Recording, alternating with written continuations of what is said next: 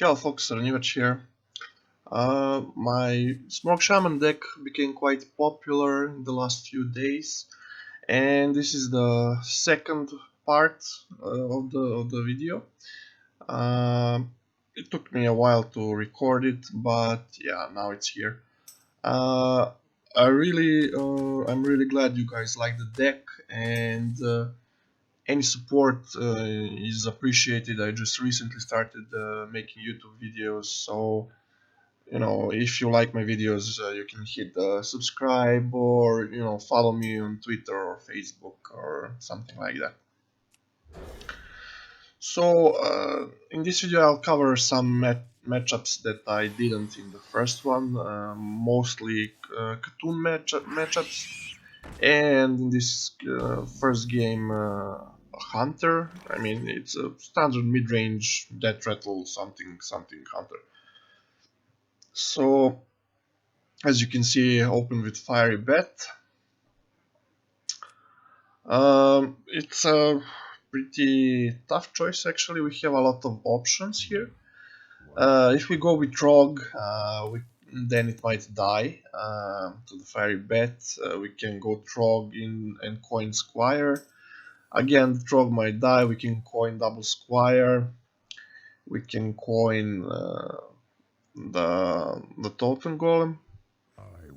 I just decided to put a single Squire, hit the bat before I play anything else, so the ping goes to my face and not to damage any of my minions. And for next turn we can possibly even go Trog into Totem Golem, or something like that. Okay, so we got Lightning Bolt. Lightning Bolt is actually nice here. We can go attack into the bat and then Trog Lightning Bolt. I'm considering if I should play it first or not, then it might damage the Trog, but my Argent Crusader might stay alive. It's pretty tough to be sure which is better, because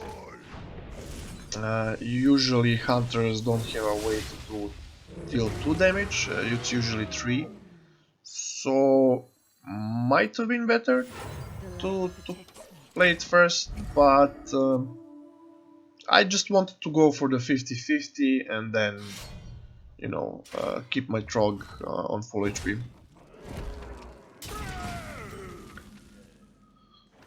So he ended up having the bow. Now we just curve up and try to keep the pressure. We have Rockbiter to kill something that he plays. Well, maybe not this.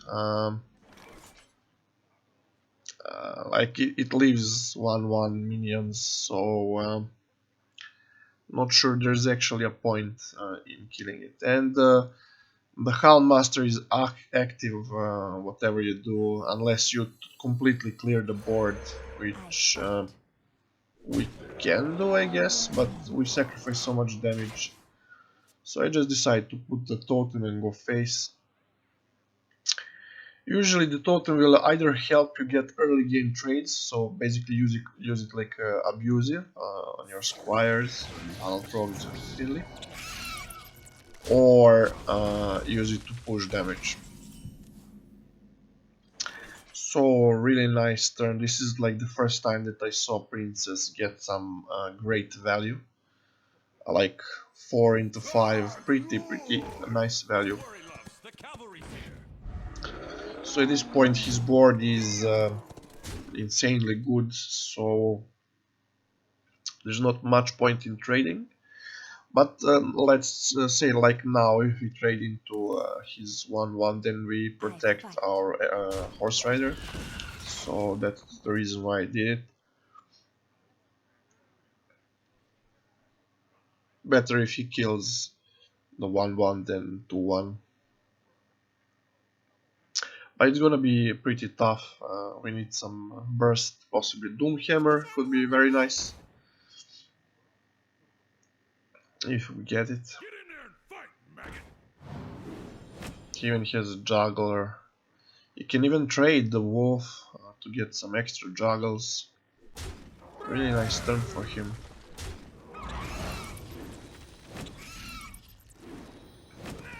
It's really a nice combo. People usually think about Savannah Jaime when they think about Princess Uhuran, but this is quite nice as well. Now.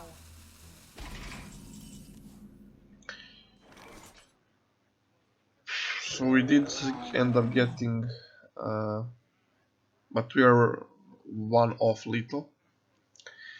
So I'm thinking if I should go face here or if I should just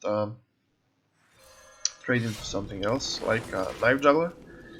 Yeah, it might be a snake trap, it might even be a bear trap. That's why we attack face first to check if it's a bear trap so we can kill it with the Totem Golem if it is, unless of course the juggle hits our Totem Golem, but yeah, it's a chance we have to take. So now that we know it's not, it's either freezing or snake. I wonder. Could be no, it's not maybe misdirect, we just try that, yeah. So explosive is, either is out of the question, so we just, yeah, it's freezing.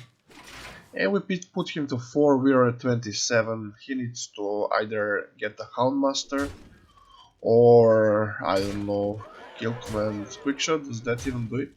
I don't think so. Yeah, kill command, but he's still off.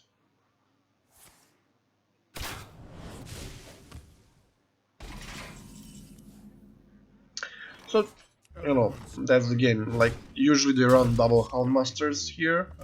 He would be pretty bad player if he didn't, but yeah, you don't always draw the taunts. So we played on our outs, and that's how you win. But I think this matchup is pretty good for the hunter. If he gets a Houndmaster value.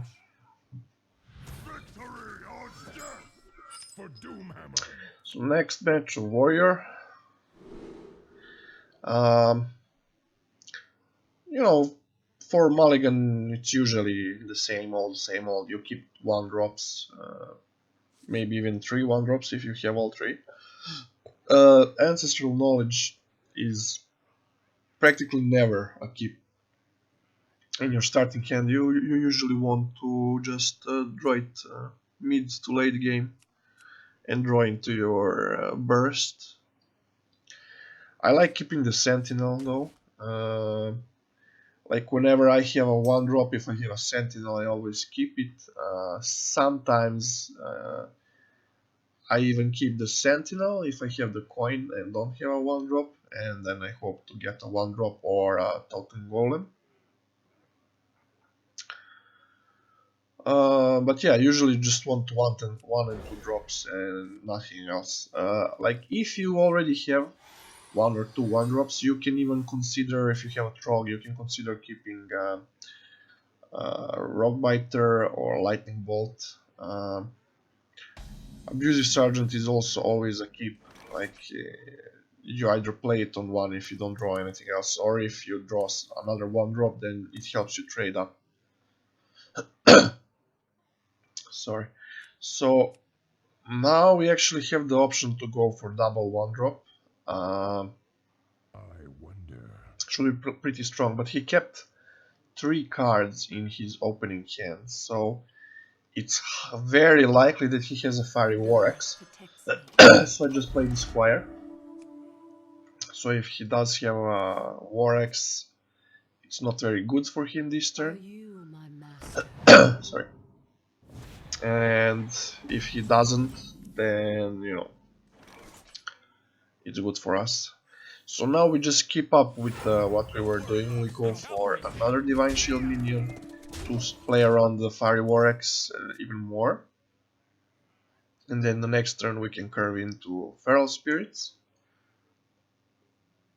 If he does have a Fiery War Axe, he should play it now, I guess. Okay, Blood Tweaker. Battle Rage. So he kept 3 cards and none of them were Fiery War Axe. I mean, yeah, sure, sometimes it happens, but usually when you see 3 cards, it's safe to assume that one of them is the X. So now we can just trade and go Feral Spirits. The Ooze, just dies to them, so the other option is to go Trog and something else, but it's not really, it doesn't curve out well if you go for that. Yeah, you don't get the Trog value overload, but it's the best play at the moment, and you should always do what's best for that turn usually, unless like you overload heavily and then have a terrible next turn. You should always keep that in mind as well. So let's see now, we just we flood the board. If he has a brawl, it's pretty bad, but if he doesn't, he can't kill anything with his minions on the board, and we have Lava Burst next turn. Yeah, I guess he can kill one wolf. So now we can Lava Burst 3/6, trade the 1/1, and then trade our Sir Finley, and I always forget the Overload guy, and keep pushing face. At this point, we want to go for hero power every turn that we can. I mean, yeah, sure, the draw would be nice, but the next turn we can draw and hero power again. So we have to kill them before they get the Emperor McNeilish, because that's basically almost GG when they drop it, unless you have a great board at that point.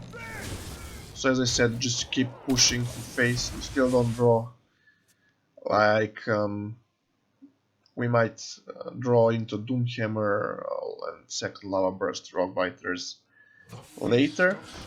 Unfortunately for us, he has the Emperor now, and it's a very tough situation to be in. But we kept our ancestral knowledges, which might help us. So we already have a way to clear them. We can trade the Trog and Lightning Bolt.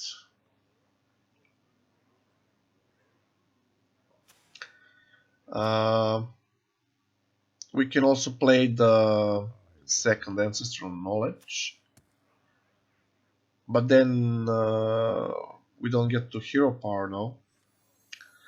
But yeah, at this point it's really tough to say what's the best. Like, we should try to get rid of both counters. So if we get a Doomhammer, we can go face. But then again, if we overload ourselves too much, then we won't be able to play the Doomhammer. So I decided to go for this. We clear both counters and we drop the overload, and we use the hero power again. As I said, we need as much of those as we can. Like, if he gets the shield bearer now, 10 armor, it's almost a irreversible position.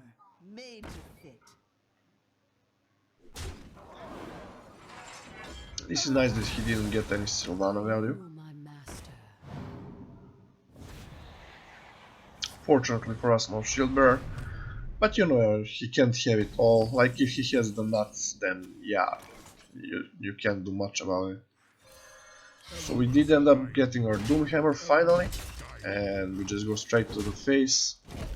Armorsmith is on board, so if he ends up getting another counter, it can be really tricky.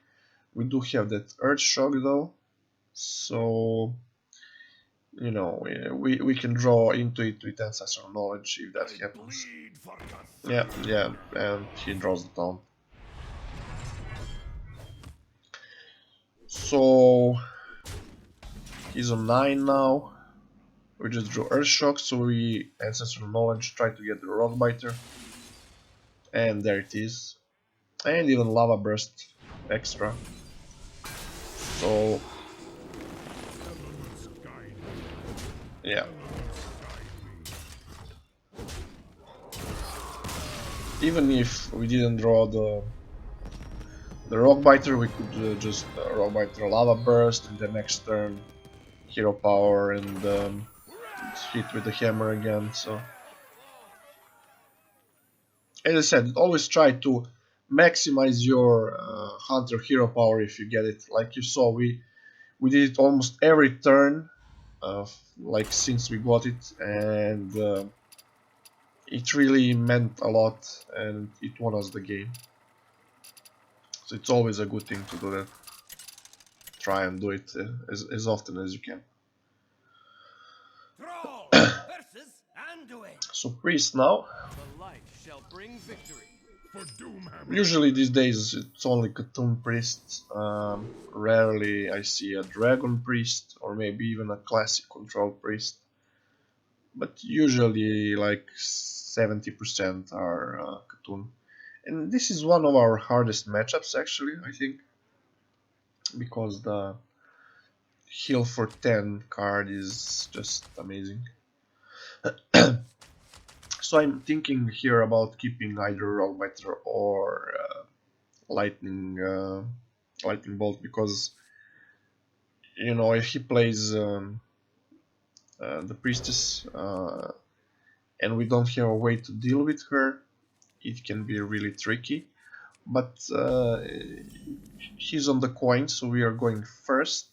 So it's always better to get a 1-drop than to keep a spell removal for 1 mana and then not get a 1-drop minion, and then you're behind, because like if you play a minion, there's always a chance that you draw into your Flame Tongue Totem, Rockbiter, or any other, or even Abusive Sergeant to deal with that priestess if it comes.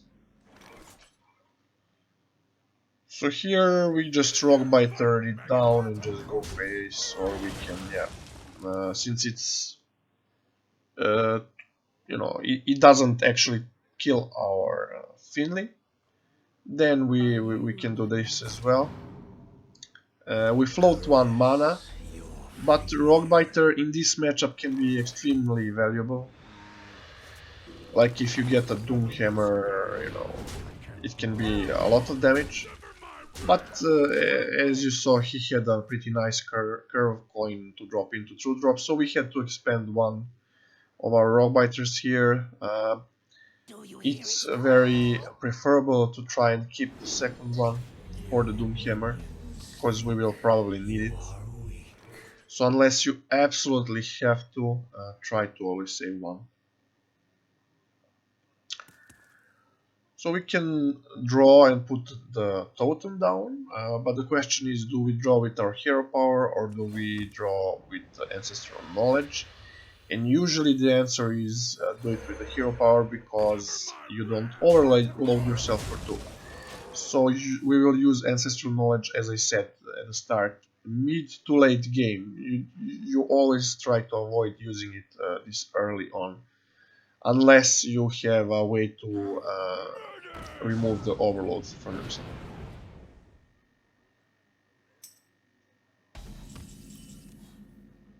So this is pretty tricky. We might have to use the Rockbiter here. Finley, you know, trading Finley is an option as well. But like in this matchup, you always want to try and focus on your board. Like if you don't have a board here, you can't win. Like then he can just heal out of range. You always need to have a strong board, and then it's really unfortunate that we had to use our second rock biter, but I felt like it was the best. Like, if we hold on to the board, then it's easier to overcome their healing. And there goes our board, just as I said that, and we're dropping kind of low. Our hand is pretty dead, so it might be time for that ancestral knowledge. Like using a burn to kill his 3-1 is not good. Using Earth Shock is not that good as well, because we need it for some counter later. So we just go for ancestral knowledge and see our options, and there's the damage that we needed to remove his minion, and we have a 1-drop to go with it.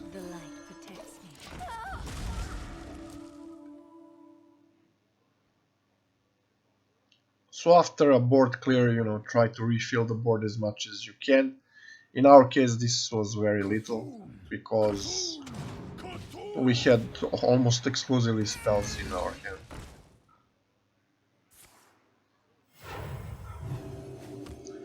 So at this point, things are looking pretty grim, but we do have Warlock hero power, so we have the card advantage, even though we like lost the board and he's on a high life total. We can start utilizing our card advantage. Like, Toon Priest usually doesn't have too much draw, so he ended up having the heal for 10, and he's back on 30. But as I said, just don't get discouraged. It might look bad, but we still have the board, and he has only 2 cards in his hand, so we are still in a decent position. Not that great. Like, if he draws Cthulhu, it's game over. We can't come back from that. And Doomcaller playing it, this early, he either doesn't have absolutely anything to play, or he has Cthulhu in his hand, and he wants to use it. Yeah, this like slight misplay, and I should have tapped first, but it's still fine. Like, whatever we tapped into, it wouldn't have been a better play anyway. So it's 2 now for him, pretty good, but he spends all 10 mana, and then we might get lethal. But he didn't have it, and that's the game. We saved the Earth Shock for the town. We can even buff the Trog with some overload. So as you see, like, even like after he healed back up to 30 life, you still have a chance if you have the board. As long as you have the board, you have a chance. And if you get a Warlock hero power, and against control decks, you should usually almost exclusively take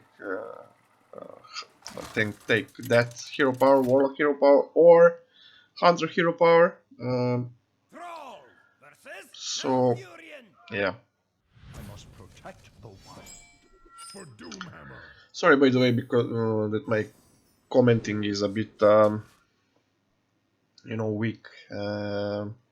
I'm feeling pretty sick these last few days, so I'm not 100%. So I'm guessing that it shows when I record this video. So sorry for that. So here, as you can see, I decided to keep the flame tank, and you might ask why. And the reason is they're not aspirant. Like, there are some beast druid decks, including mine out there, that uses aspirants.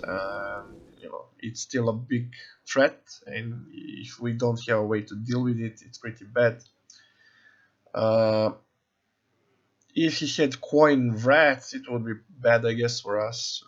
But otherwise, we are pretty solid, and we just pop it as a 2-drop.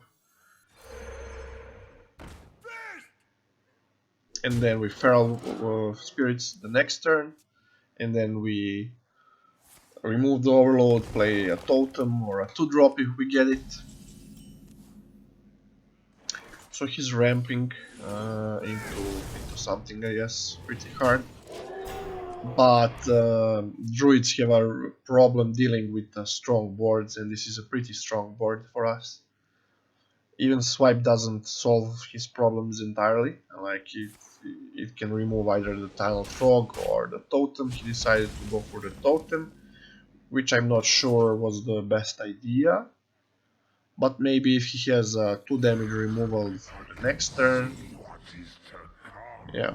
So as I said, we overload, and I was thinking about using the 2-drop that we got, but it's at this point we already have a strong board, and we have Doomhammer in hand, so there's no need to overload ourselves.